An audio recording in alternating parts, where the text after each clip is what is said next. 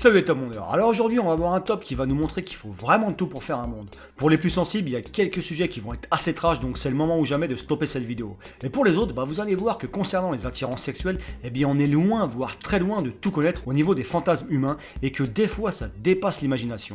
Alors bien sûr, il n'y a pas que ces 5 là, il y en a plein d'autres, mais bon, c'est quand même ceux-là qui m'ont le plus marqué, donc je les ai choisis pour ce top 5. Numéro 5. Alors la dernière fois, dans mon top 5 des lifestyles les plus déjantés, on avait vu le cas d'une femme qui aime vivre sur une chaise roulante volontairement alors qu'elle n'a aucun problème. Elle peut marcher très très bien, mais elle aime ça. Et pour le numéro 5, on arrive avec le cas de ce qui s'appelle l'abasiophilie. Alors ça, qu'est-ce que c'est? Bon, alors cette fois, c'est l'attirance pour les personnes qui sont en fauteuil roulant ou même qui ont des orthèses, des plâtres, etc. etc. Donc eux, en fait, c'est ça qui les fait fantasmer. Comme je l'ai dit dans l'intro juste avant et comme je le dis assez souvent, en même temps, faut tout pour faire un monde. Excusez-moi, je reviens là-dessus parce que ça m'intrigue, le truc des oreilles. Vous kiffez vraiment? Ça veut dire, par exemple, si vous avez les oreilles rouges, ça veut dire que vous êtes excité. Voilà, c'est ça. Et curieusement, le matin, des fois, je me réveille, j'ai les oreilles un peu dures. Numéro 4.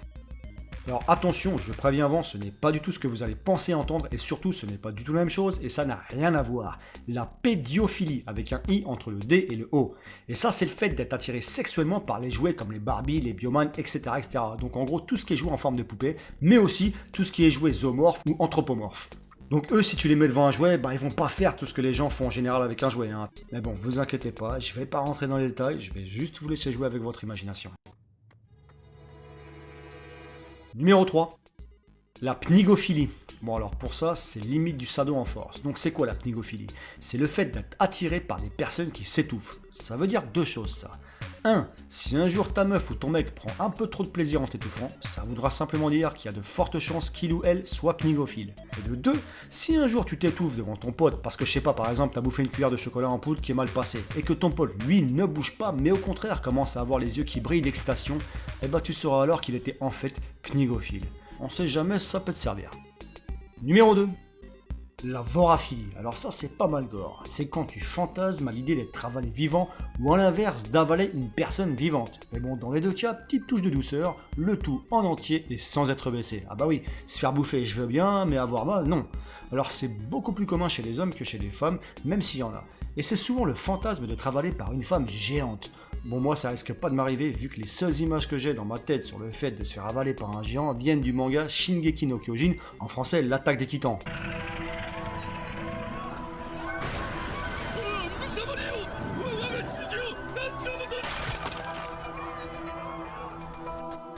Bon, je vous l'avais dit au début de la vidéo, des fois ça va être un peu trash.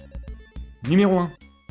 L'apotemnophilie. Là, c'est un trouble neurologique qui fait qu'une personne est excitée à l'idée de se faire amputer. C'est ça, vous avez bien entendu, de se faire amputer, découper quoi. Donc n'importe quelle partie du corps, mais en tout cas, l'idée de se faire découper un membre l'excite. Oh putain, ça doit faire mal comme fantasme. En même temps, il n'y a pas besoin de chercher loin pour s'imaginer la douleur. Vous regardez 2 ou 3 films d'horreur et c'est réglé, vous savez à quoi vous attendre.